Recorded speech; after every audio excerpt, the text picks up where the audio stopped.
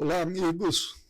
Bem-vindos para mais um SEAC no Lar, oportunidade semanal que o Centro Espírita Amor e Caridade nos oferece de nos reunirmos para o estudo do Evangelho no Lar. Sempre um prazer, uma grande alegria estar aqui com vocês.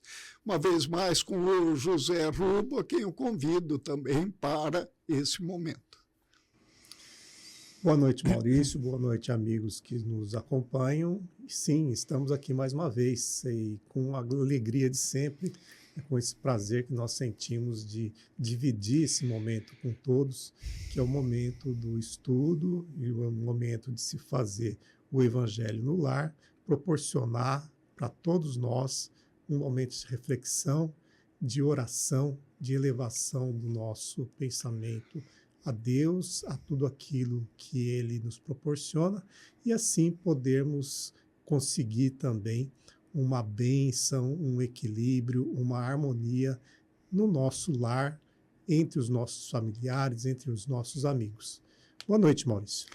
Boa noite, José. E como a gente sempre faz antes do início propriamente, né, do estudo, é sempre interessante a gente trocar uma ideia, explicar como que é o Evangelho no Lar, né?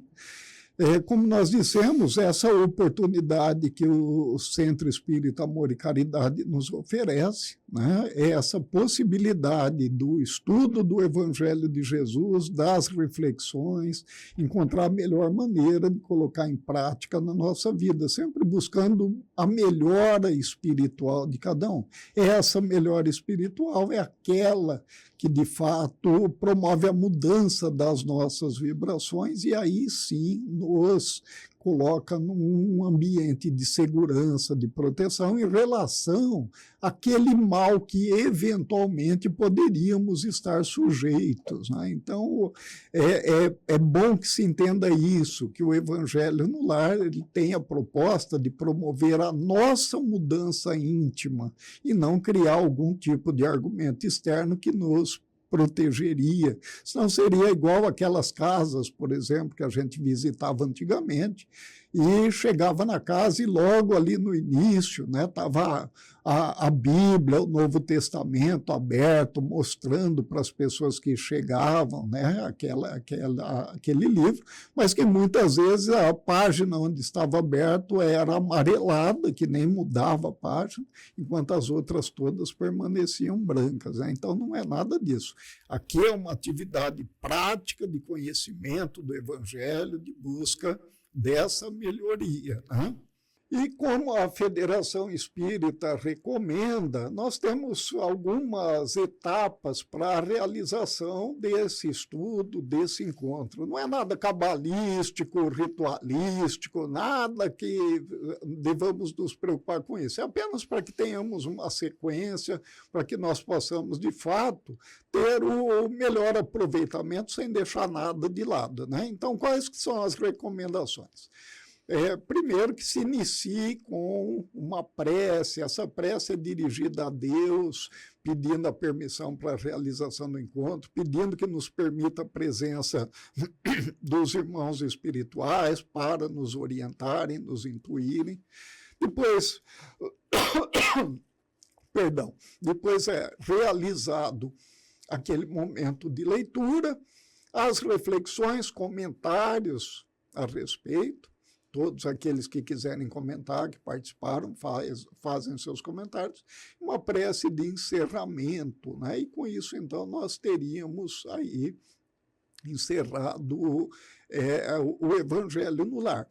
É comum também que se coloque água para fluidificar, que o José vai comentar a respeito daqui a pouco, né?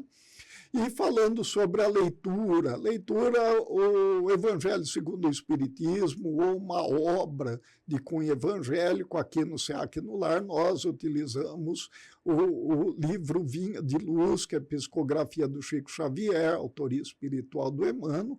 E a outra situação importante que nós sempre falamos é que se determine dia e hora para a realização.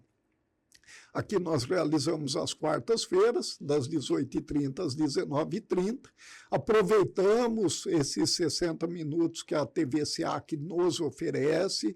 A realização não precisa ser de 1 hora, pode ser 15, 20 minutos, meia hora que seja aí muito extenso, né, quando realizamos em casa. Então, são algumas situações. E por que dia e hora específica? É para que a gente se habitue e tenha disciplina nesse momento. E aí, acostumando, nós não vamos marcar nada que venha, porventura, atrapalhar esse encontro, né? Então, eu falei da água fluidificada, passo para o José, peço que explique para nós o que é, como que funciona, e aí a gente retorna para efetivamente fazer o estudo dessa noite.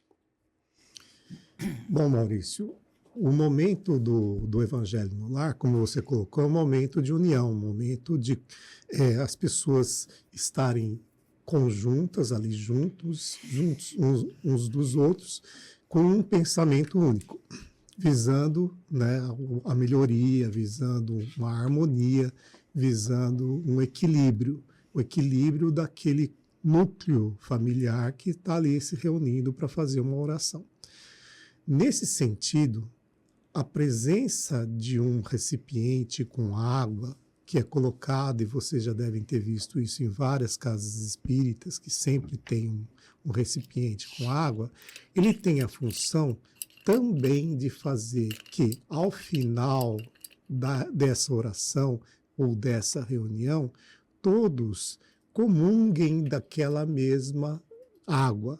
Isso não é, de forma nenhuma, a mesma coisa que ocorre numa igreja católica, por exemplo, mas é uma forma de fazer com que as pessoas se aproximem. Essa água, quando é colocada numa mesa, durante uma reunião, durante uma oração, ela sofre o efeito das vibrações positivas de todos nós e dos irmãos espirituais que nos acompanham sempre nessas orações.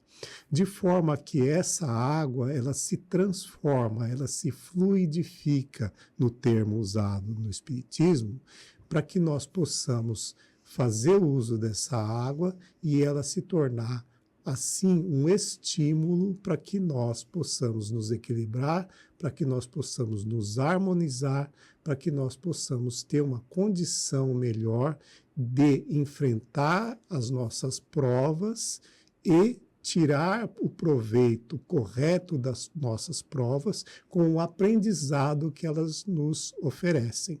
Então, assim, nós temos a água fluidificada sempre nas nossas reuniões para ter esse efeito. Essa é a razão de nós estarmos sempre colocando esse recipiente com água. E é esse recipiente com água que nós trazemos aqui para as nossas reuniões e que vamos fazer também uso ao final dela. Certo, Maurício? Ótimo, maravilha. Então, é fácil de perceber, né, que é algo extremamente simples, mas de uma importância muito grande para aquela família, para aquela pessoa ali que se dispõe a trazer o evangelho para dentro de casa, né? Sempre muito importante. Nós muitas vezes falamos do evangelho, mas deixamos ele de fora da nossa casa, acabamos não trazendo ele para a nossa casa. O evangelho no lar é essa oportunidade de trazer o evangelho de Jesus para dentro de casa, para as pessoas que ali convivem, né? E é evidente também que muitas vezes a pessoa tem vontade de fazer, mas ela é a única na casa que tem essa vontade. Olha, faça sozinho, né? É melhor que faça sozinho do que deixe de fazer simplesmente porque as outras pessoas não querem acompanhar. Se mora sozinho também, mesma coisa. Aqueles que têm o filho, o parente que viaja ou que reside fora da cidade e tem o hábito de fazer junto, acontece muito quando os filhos vão para a faculdade, dá para fazer esse modo virtual, igual nós fazemos aqui diretamente do centro, Amor e Caridade, e cada um de vocês na sua casa recebendo generosamente essa nossa transmissão. Quando se realiza em família, nesse modo virtual, a interação fica muito mais fácil, inclusive, pode-se usar alguns programas, né, de computação que facilitam esse tipo de interação. Então, basicamente é isso, havendo as explicações, nós podemos dar início ao nosso Evangelho no Lar dessa noite, então. E a lição que nós trazemos essa semana é a número 133. Como todos acompanham, nós usamos o livro Vinha de Luz, eu citei agora há pouco. Esse livro é Psicografia do Chico Xavier, e é um livro de cunho evangélico, faz parte de uma série de livros do Emmanuel, né, que sempre aborda um versículo do Evangelho e traz para a gente depois toda a explicação. E a lição dessa semana, que tem o número 133, Casa Espiritual. Olha só que interessante, né? E nós vamos fazer a leitura dele e depois os comentários. Antes de tudo, convido os amigos para aquela primeira fase que nós citamos, né? Que é o que? A prece pedindo permissão a Deus. Então, que todos elevemos o pensamento a nosso Pai de amor e bondade, rogando que nesse momento que nos reunimos para o estudo do Evangelho no Lar, nos permita a presença carinhosa dos irmãos orientadores, para que possamos ter o melhor aproveitamento possível e, principalmente, a boa vontade de encontrar as oportunidades de colocar em prática o ensinamento que nos é trazido. Que Jesus, nosso Mestre, em nome de quem nos reunimos, esteja conosco uma vez mais e nos ampare nesse propósito. Que assim seja.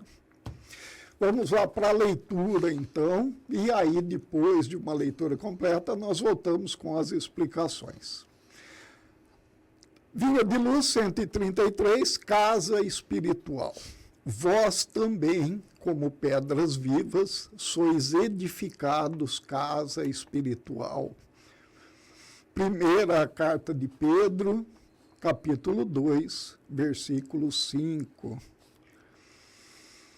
Cada homem é uma casa espiritual, que deve estar, por deliberação e esforço do morador, em contínua modificação para melhor. Valendo-nos do símbolo, recordamos que existem casas ao abandono, caminhando para a ruína, e outras que se revelam sufocadas pela era entrelaçada ou transformadas em redutos de seres traiçoeiros e venenosos da sombra. Aparecem de quando em quando edificações relaxadas, cujos inquilinos jamais se animam a remover o lixo desprezível e observam-se as moradias fantasiosas, que ostentam fachada soberba com indisfarçável desorganização interior, tanto quanto as que se encontram penhoradas por hipotecas de grande vulto, sendo justo acrescentar que são raras as residências completamente livres em constante renovação para melhor. O aprendiz do Evangelho precisa, pois, refletir nas palavras de Simão Pedro, porque a lição de Jesus não deve ser tomada apenas como carícia embaladora, e sim por material de construção e reconstrução da reforma integral da casa íntima. Muitas vezes é imprescindível que os alicerces de nosso santuário interior sejam abalados e renovados. Cristo não é somente uma figuração filosófico-religiosa nos altiplanos do pensamento universal. É também o restaurador da casa espiritual dos homens. O cristão sem reforma interna dispõe apenas das plantas do serviço. O discípulo sincero, porém, é o trabalhador devotado que atinge a luz do Senhor, não em benefício de Jesus, mas, sobretudo, em favor de si mesmo. mais uma daquelas lições que só essa primeira passada por ela a gente já percebe que alguns temas aqui dá para entrar com certa profundidade, né? E como eu disse, então, nós vamos agora repassando e realizando os nossos comentários, as reflexões, né? 133, Vinha de Luz, Casa Espiritual. E eu peço, então, para o José contextualizar para nós esse versículo da carta de Pedro. Bem, Maurício, então estamos aqui com a primeira carta de Pedro, né, capítulo 2, versículo 5, que é o versículo que o Emmanuel destacou dessa carta para que nós pudéssemos fazer este estudo. Bom, Pedro escreve essa carta aos cristãos da Ásia Menor, vamos dizer assim, que nós conhecemos, né, que ele destaca logo no início da carta que ela está sendo escrita aos estrangeiros dispersos no Ponto, Galácia, Capadócia, Ásia e Bitínia. Veja só, todos esses eram chamados os povos gentios, né? Nós conhecemos, por exemplo, que o apóstolo Paulo era o apóstolo conhecido como apóstolo dos gentios, porque ele falava para os não-judeus, né? Ele levou a palavra, além de levar para os judeus, mas também com uma importância muito grande para os não-judeus. E, no entanto, a gente vê que Pedro também fez essa função, ele também falou aos gentios, então ele também mandou cartas, como é o caso dessa, para que esses cristãos, né, das igrejas primitivas pudessem ser orientados. E Pedro, então, nessa carta, que, segundo consta, ele teria escrito, ele, Pedro, estando em Roma, né, ele alerta os cristãos daquela época para dificuldades que estariam por vir. Ele também tinha, né, conhecimento de que estava para acontecer uma grande perseguição aos cristãos, né, e ele escreve essa carta para que os cristãos pudessem, primeiro, ser orientados e, segundo, para que se preparassem, né? Isso eu estou falando, então, de uma situação prévia àquele grande incêndio que ocorreu em Roma e que depois Nero colocou a culpa nos cristãos pelo ocorrido, né? E aí começou essa grande perseguição. Então, Pedro faz esse alerta e nessa carta, né, em 5 capítulos dessa carta, ele dá diversas instruções aos cristãos. Então, nós vamos chegar lá no capítulo 2, no versículo 5, ele fala sobre sermos, né, uma casa espiritual. O fato de nós nos comportarmos santamente, digamos, né, de reconhecermos dentro de nós, né, que somos seres criados pelo Pai, por Deus, né? Então, não se trata de uma casa física, né, mas da casa que nós somos como espírito, do corpo que nós habitamos e do espírito que nós temos. Tá certo? É isto, Maurício. Ótimo, José. Interessante inclusive, essa menção, né, que você nos coloca, né, de nos comportarmos santamente, porque não é raro a gente falar sobre casa espiritual e nós compreendemos em se tratar do corpo físico. E aí, então, nós estudamos toda a lição e refletimos a respeito da questão do corpo físico. E é muito interessante essa abordagem, porque não é, muito embora, né, possa parecer, não é do corpo físico que está sendo falado aqui. Ele está falando exatamente dessa posição espiritual, esse grau de colocação no campo espiritual, né? E nós vamos ver isso na lição, né, assim, conforme ela decorre aqui no estudo. Por isso, vamos já aqui ao primeiro parágrafo. Cada homem é uma casa espiritual que deve estar por deliberação e esforço do morador em contínua modificação para melhor. Reforça aqui essa necessidade da constante busca de aprimoramento de cada um de nós. E o estudo do Evangelho, ele tem essa proposta para a gente, de buscar esse aprimoramento, de buscar essa melhora. Mas desde o quê? Desde que seja colocado em prática, desde que não fique somente no estudo. Então, a questão, assim, nossas emoções, nossos pensamentos, o comportamento nosso, nossos atos, como que são?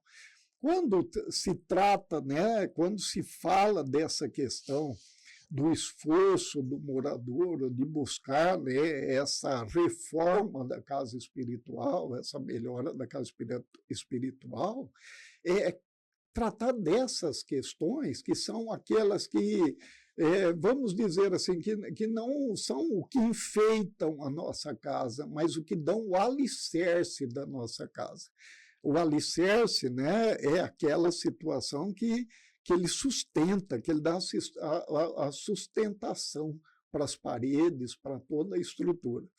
Quando na doutrina espírita nós estudamos e vemos lá que é chamada a atenção para que nós busquemos conhecer a nós mesmos, né? Quando eu estou falando da minha casa espiritual, de sustentação, do alicerce da minha casa espiritual, eu tenho que refletir. Eu busco conhecer a mim mesmo. Eu sei como que eu reajo a determinadas situações, como que as minhas emoções, né, de alguma maneira, podem alterar o meu comportamento. Estou preparado para controlar essas emoções, para conviver com elas, a partir das emoções, como que são meus pensamentos, ou que pensamentos que me levam a essas emoções, causa e consequência das emoções, e a partir disso, como que eu vou agir? Como que eu me comporto em relação aos demais, às outras pessoas, em relação a mim mesmo? Então, nós vemos que o caminho, né, ele é basicamente da espiritualidade, é de construção, é de reforma da condição espiritual. E por que é necessário esse tipo de comentário, né? Porque se a gente tomar por base que é o corpo que está sendo falado, que sustenta ali o espírito, a parte física, se a gente estiver cuidando da saúde, boa alimentação, né, que é necessário também, fazendo uma academia, pode achar que está tudo bem. E não é disso que Pedro está falando. Eu acredito que na época dele nem academia tinha, viu? Porque os caras andavam pra caramba, né?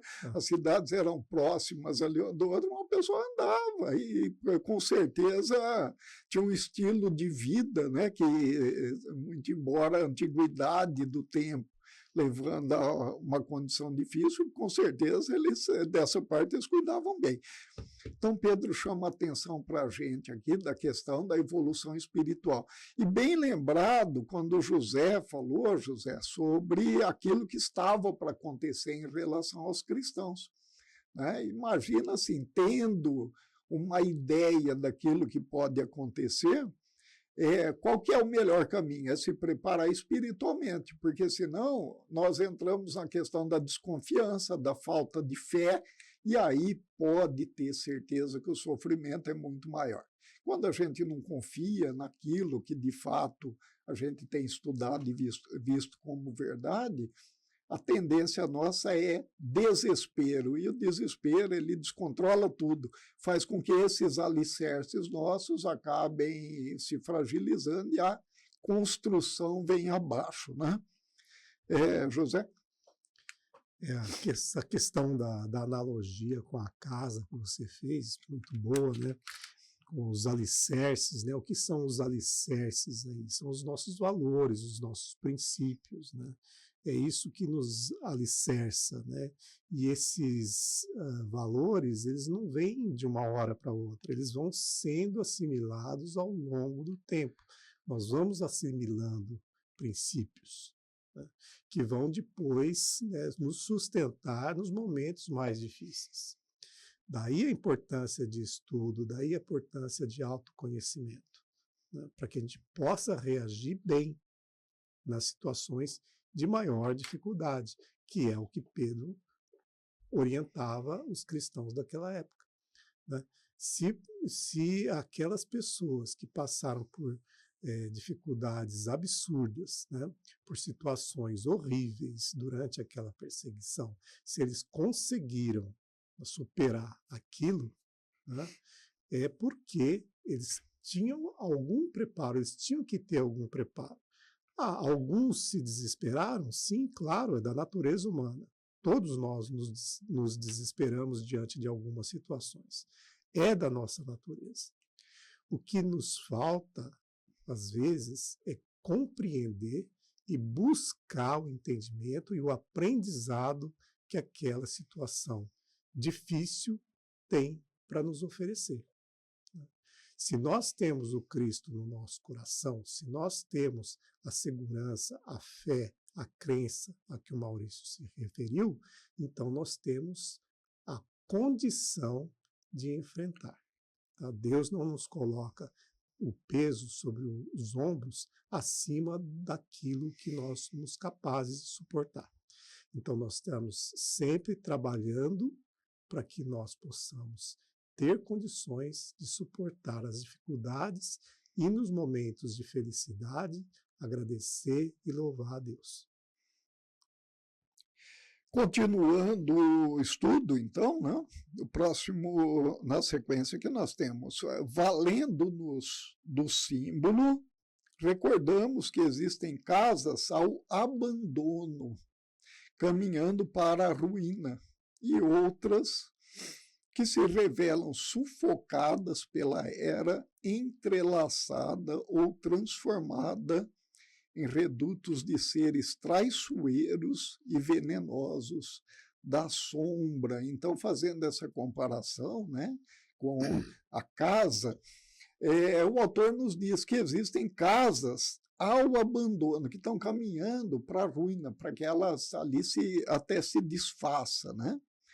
E outras sufocadas pela era, entrelaçada ou transformada em redutos seres traiçoeiros ou venenosos. Aquelas casas que a vegetação tomou conta da parede, né? Tomou conta ali do muro, das calçadas, e acaba se tornando o local de abrigo de animais, muitas vezes ali peçonhentos, que podem, de alguma maneira, colocar, né, o mal. Eles se escondem por ali e acabam ferindo, acabam ali atacando as pessoas que passam. E é interessante essa comparação, porque se levarmos em conta, né, que ele está sendo comparado com a nossa condição espiritual, e a gente tem a visão, já vimos uma casa nessa situação, aquela casa, por exemplo, que já foi construída há algumas décadas, portanto, o modelo dela já é diferente, o modelo já é antigo, antiquado, ela, de alguma maneira, ali já sofreu um pouco da ação do tempo, muito embora tenha eventualmente sido recebido uma pintura, uma conservação ali de teto, de piso, ela acaba mostrando uma aparência velha, né? E se ela não foi cuidada pela pessoa que morava ali, quando a gente encontra essa casa vazia, às vezes a gente vai ver para fazer a locação dessa casa, ou a casa é de nossa propriedade, nós vamos ver em que situação que o inquilino deixou, algumas vezes é assustador. O mato tomando conta de tudo, aquele cheiro que vem da casa, muitas vezes de coisa velha, coisa estragada, né? Várias situações ali de detalhes precisando de reforma. E é essa comparação que faz. Agora, imagina se a nossa condição espiritual caminha para isso, a situação que fica.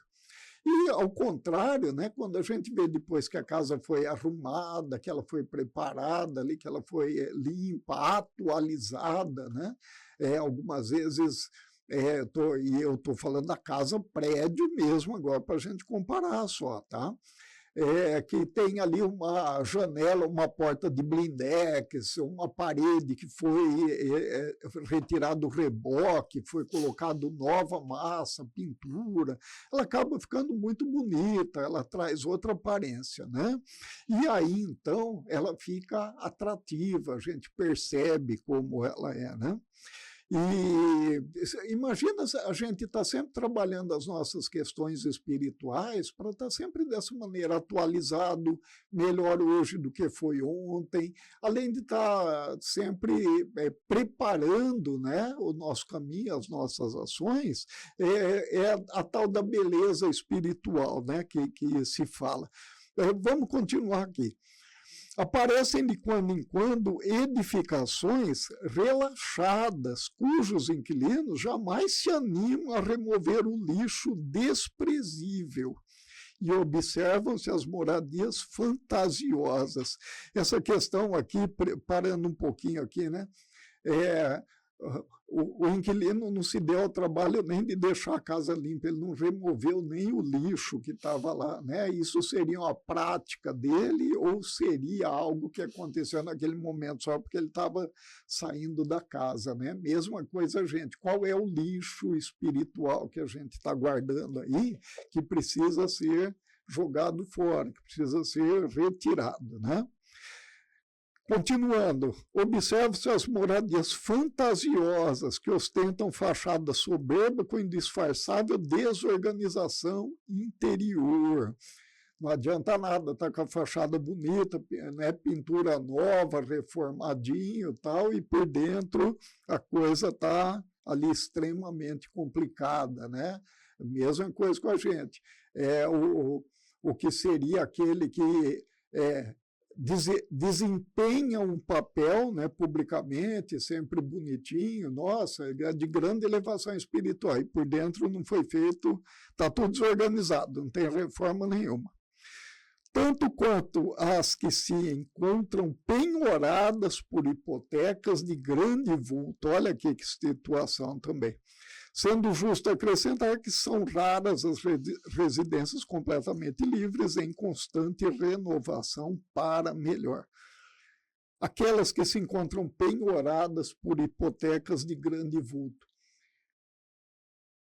Nosso espírito, nossa condição espiritual, ela está penhorada com alguma coisa? Tem algo que está nos prendendo, que nós precisamos eventualmente está cumprindo, está pagando, né?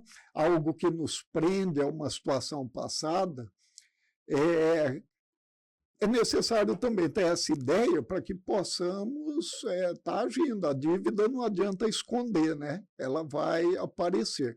O que eu refleti a respeito dessa situação aqui, né? Hipotecas de grande vulto. Algo que eventualmente tenhamos caído em viciações passadas, que porventura tenha trazido um compromisso que precisa ser reparado, né? Foi feito um débito e esse débito tem que ser quitado, porque ele pode comprometer também a situação que a casa se apresenta no momento, né? José? Esse parágrafo traz uma porção de instruções, né, Maurício? Desde essa questão do abandono da casa, você colocou, né? A casa está ali abandonada, você tem um cliente para alugar ou para vender, né? Como é que vai ficar? Então, o que acontece? Se a casa está abandonada, isso causa para quem se aproxima até uma repulsa, né? Por quê? Porque se você está transitando numa rua, né, você está na calçada e de repente você vê a calçada à sua frente toda quebrada, toda esburacada, uma casa com mato na frente, o que você faz? Você desvia, né? Se você for entrar, então, você não vai querer entrar, né? Ou seja, afasta as outras pessoas. Então, se essa casa sou eu, né, voltando, né, a trazer para nós o que é essa analogia, se sou eu que estou me comportando dessa forma, eu vou acabar causando nos outros, nos meus irmãos, uma repulsa. Né? As pessoas vão passar a me olhar e vão falar assim, nossa, não dá para se aproximar, eu não consigo me aproximar. Né? Então as pessoas vão nos abandonando também, porque nós estamos entregues ao abandono. Então é preciso que a gente entenda que se nós desejamos ter o concurso dos irmãos, né, mais próximos, que eles estejam conosco, que nós temos que fazer por merecer essa companhia, né? Que eles possam se aproximar de nós, que eles sintam interesse em se aproximar de nós, né? Para que a gente possa, a partir dessa aproximação, evoluir, né? Porque só com a convivência dos irmãos é que nós evoluímos. Sozinhos nós não evoluímos. Né? A razão de nós estarmos encarnados, estarmos nesta existência aqui, agora, é para que nós possamos, entrando em contato com os irmãos, estabelecermos relações, testarmos as nossas emoções, corrigirmos os nossos defeitos e aí buscar a evolução. Então é isso que precisa acontecer. A casa não pode ficar abandonada. Ela tem que estar, né, sempre cuidada. E aí essas questões de hipoteca, muito clara, né? Nós não podemos ir acumulando dívidas, né, nessa nossa casa espiritual. À medida que nós vamos acumulando dívidas, tá, mais difícil fica que a gente consiga reformar essa casa, que a gente consiga pagar essas dívidas, que a gente consiga resgatar aquela condição, né, de uma casa bem cuidada, limpa, né, agradável aos irmãos, agradável a Deus. É isso que nós precisamos, cuidar desta casa espiritual. Mas olha só que bacana, viu? Porque o negócio tem salvação. Então, dá para a gente fazer uma coisa boa ainda com tudo isso. É importante ter a atenção agora, né, que a gente já viu como que a casa pode se desconstruir, ou pelo menos entrar na situação de ruína. Então, vamos lá, que agora o Emmanuel fala para a gente a condição para a gente refazer as coisas. O aprendiz do Evangelho precisa, pois, refletir nas palavras de Simão Pedro, porque a lição de Jesus não deve ser tomada apenas como carícia embaladora, e sim por material de construção e reconstrução da reforma integral da casa íntima. Aqui, para a gente, está aquilo que seria a solução. Aí eu pergunto, né? A gente precisa, então, fazer uma reforma na casa. Que tipo de reforma que nós vamos fazer? Aquela reforma para que fique uma coisa boa, de qualidade, ou aquela reforma que seria assim só para, usando a expressão assim do dia a dia, só para dar um tapa e alugar de novo, né? Porque, veja bem, a casa que é nossa, a casa espiritual é nossa. Então, se a gente for tratar igual aquele que só está dando, né, o tapa só na aparência, a gente está fazendo igual o anterior aqui do parágrafo que a gente tinha lido, né? Que é a moradia fantasiosa, né? Ostenta a fachada soberba com disfarçável desorganização interior. Nós vamos fazer isso ou nós vamos usar material de primeira para reformar? O que você acha, José? Usar material de primeira? De primeira é bem melhor. Primeiríssima qualidade. Primeiríssima, claro. É isso aí. E onde que a gente encontra o material de primeiríssima qualidade? Exatamente. Onde que nós vamos encontrar? Evangelho de Jesus. Cada lição do Evangelho é material de primeira qualidade. É isso que vai dar a sustentação necessária, é isso que vai reforçar aquele alicerce, é isso que vai fazer que as paredes sejam bem construídas e vai dar aquela aparência muito bonita também, mas não só na aparência, né? Na essência, nós teremos promovido essa reforma. Então, olha, né? E aí, se for comparar com casa, vão falar para a gente assim, mas tem material aí que você usa que é muito caro, né? Que acaba ficando tal, e aí você tem que ter um pedreiro de primeira qualidade também, um pintor de primeira qualidade. Exatamente, é isso mesmo. Né? É caro? Eu acredito que seja. Já viu a dificuldade que a gente tem para implementar em nós as lições do Evangelho?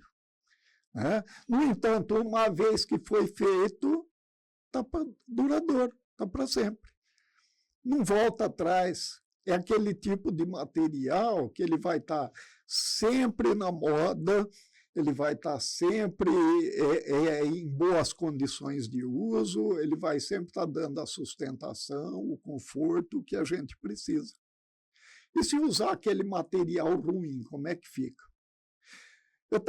Quando a gente estava planejando aqui o estudo dessa lição, José, e eu fiz várias comparações com a casa, né, com o prédio mesmo, físico de uma casa, eu cheguei a procurar e encontrei que no Brasil se perde de 30% a 40% do material na construção civil.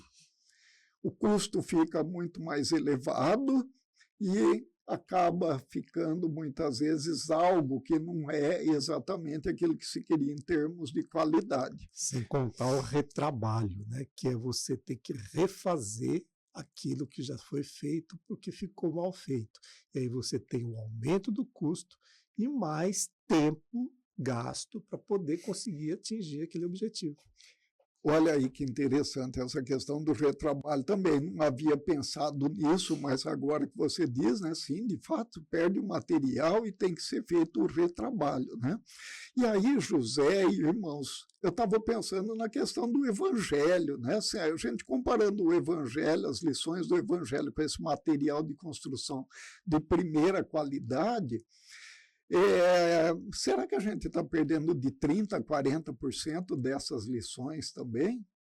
Será que nós estamos perdendo mais do que 30%, 40%? Porque eu comecei a pensar nisso e falei, talvez nós estejamos perdendo mais do que isso ainda. A construção civil no Brasil talvez esteja melhor do que a nossa manutenção da casa espiritual, em termos de aproveitamento, de eficácia, né? Conseguir os resultados com bom aproveitamento daquilo que nos é oferecido. E aí, então, ao mesmo tempo, né, que Emmanuel nos dá a solução e nós refletimos de como nós estamos trabalhando em relação a isso, dá um certo desconforto, não dá? Fala a verdade, não dá vontade de sair correndo, fazendo as coisas tudo certo desse momento em diante? Eu tenho certeza que dá. Então, é isso daí, vamos fazer as coisas daqui para frente, se não fizemos antes. Né? E se já estávamos fazendo, e de certa maneira fazendo bem, nós vamos aprimorar, nós vamos buscar qualidade total para a nossa construção, para a nossa casa espiritual. Né, José? Claro, claro, a gente está cuidando para que a gente possa, né, evoluir, construir, reformar aquilo que tem que ser reformado quando for necessário. Né? Eu estava pensando aqui também, Maurício, quando acabei falando do retrabalho, né, que tem mais um detalhe, né? O retrabalho significa voltar ao ponto inicial, ou seja, voltar à vida, voltar numa próxima oportunidade para poder refazer aquilo que deixou de ser feito anteriormente. Né? Então, até nisso, né, a analogia se aplica de forma muito boa, essa analogia então, que o Emmanuel buscou através desse versículo de Pedro. Olha, eu tinha até considerado isso já, viu? E por isso que eu falei que a coisa, de, num certo ponto, fica meio assustadora, né? E já pensou? Mas olha só, nós temos as oportunidades, né? E não é pelo fato de ter as oportunidades, de recomeçar tantas vezes, que a gente vai deixar para a próxima. Não é isso não, viu? O Espiritismo não fala isso, não. Tem gente que às vezes fala assim, eu vou reencarnar mesmo, essa fica para a próxima. Não, senhor, não tem nada disso, não. Essa está né? perdida, deixa para a próxima. Não tem nada perdido, não. Vamos nessa aqui mesmo. É isso mesmo, né? Não tem nada, não. Vamos aproveitar o tempo agora, até porque os irmãos na espiritualidade falam para a gente que a fila para a reencarnação é grande. Então, imagina, né? Alguma coisa aqui que daria para fazer já, a gente esperar aí 200, 300 anos para voltar e fazer, e depois deve ser complicado, hein, José? Voltar, né, nascer de novo, a fase de ser, né, bebezinho, infância, tá? É complicado. Vamos continuar aqui, senão a gente começa, né, a entrar na questão e foge da lição. Muita vez é imprescindível que os alicerces de nosso santuário interior sejam abalados e renovados, né? O alicerce, como nós falamos, ele dá sustentação para a construção. E aqui o Emmanuel, então, fala que muitas vezes é necessário que seja abalado e renovado. Olha só que situação interessante, né? Porque se abalar o alicerce, o que vai acontecer? Pode provocar uma avaria grossa na construção. Pode, por exemplo, trincar uma parede, a parede pode cair, algo assim, né?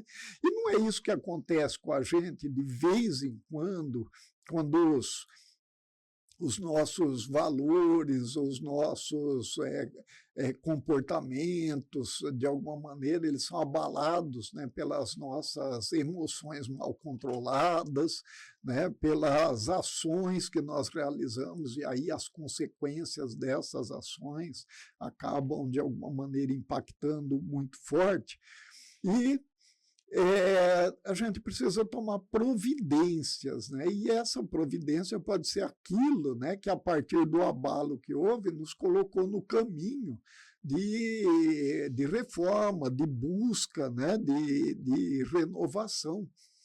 E da mesma maneira que a gente costuma dizer, né, que as pessoas chegam até o Espiritismo, chegam até o Evangelho pelo amor ou pela dor, muitas vezes é necessário que a dor nos empurre para a tomada de atitude. Mas pensem, né, se a gente refletir e perceber que a coisa pode ser feita antecipadamente, sem passar por esse momento de dor, por que então não colocar em prática, né, desde já? Por que não levar essa situação adiante? E não precisa muita coisa.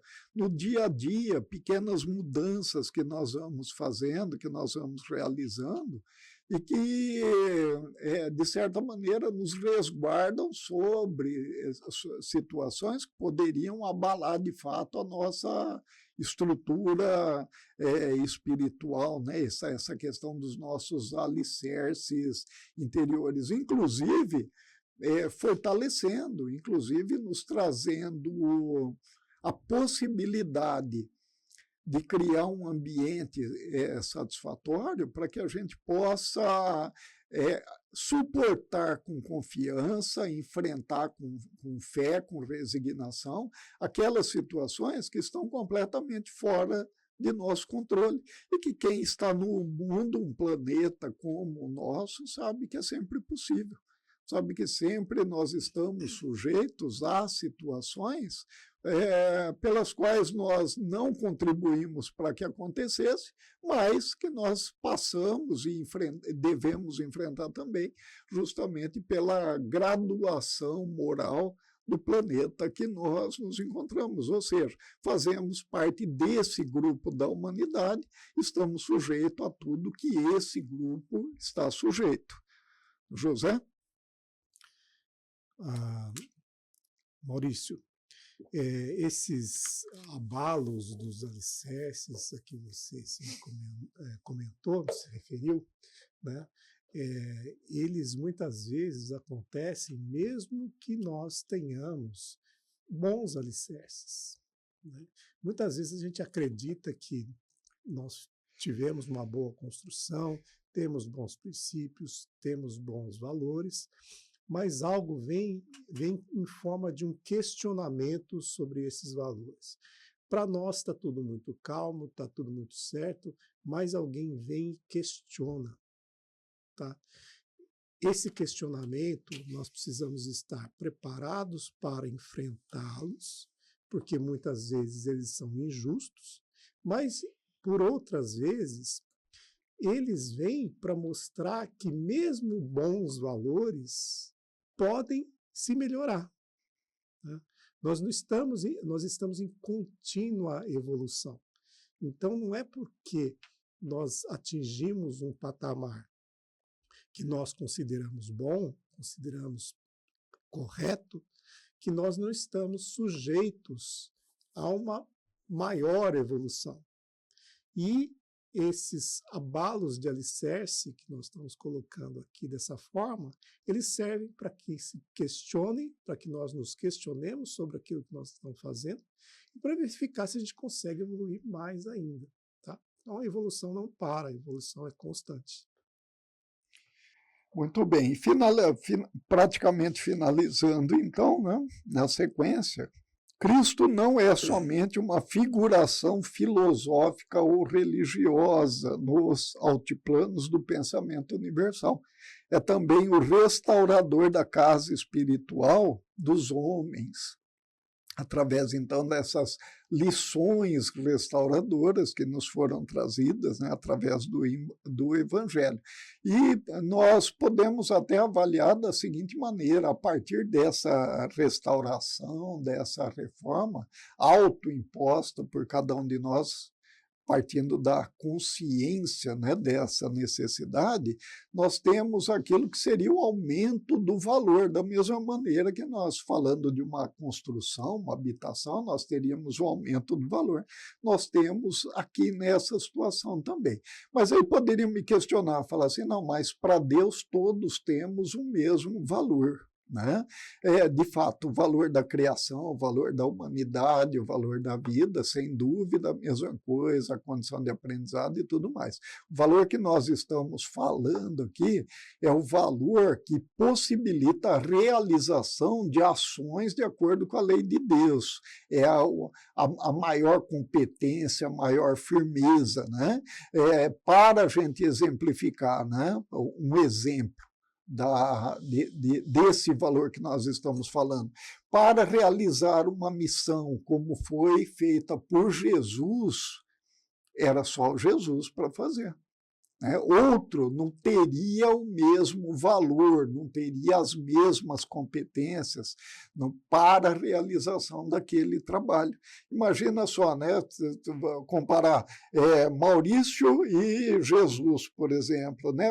Qual dos dois que vai para fazer a missão? Não tem nem o quê, né? Não tem nem o quê. É desse valor que nós estamos falando.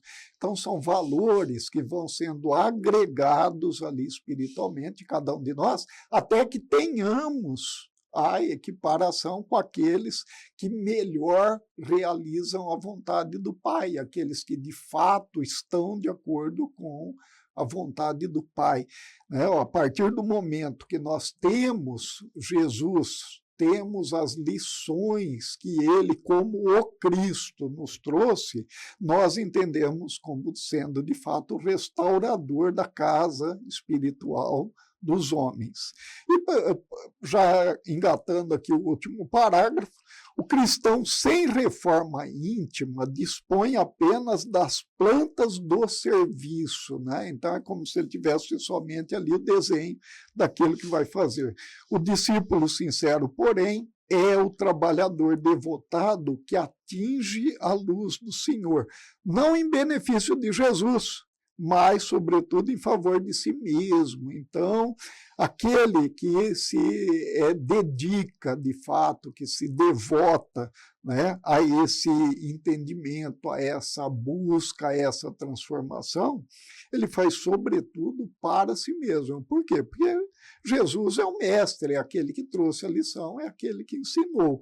E para nós cabe o quê? Colocar em prática e promover essa transformação na nossa casa espiritual, da maneira que Pedro propõe no versículo inicial.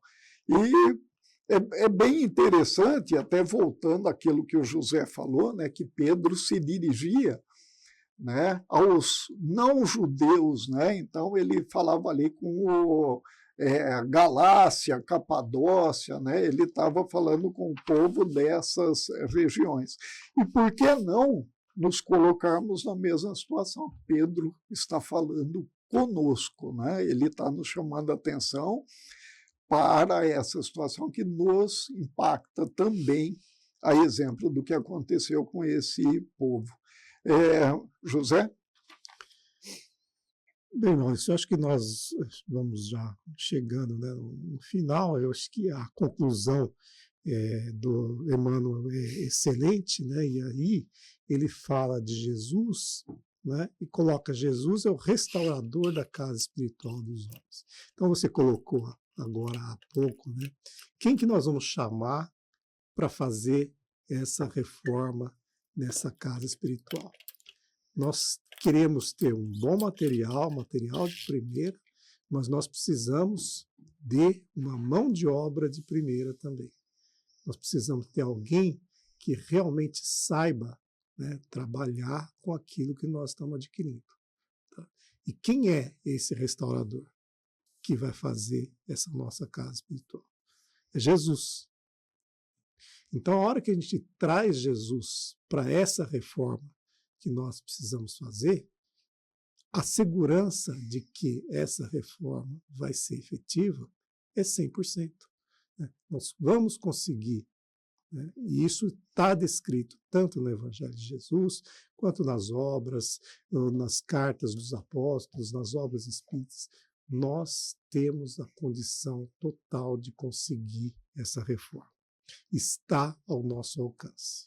Então, nós vamos nos dedicar e vamos chegar ao produto melhor possível para cada um de nós. José, você encerra para a gente? Sim.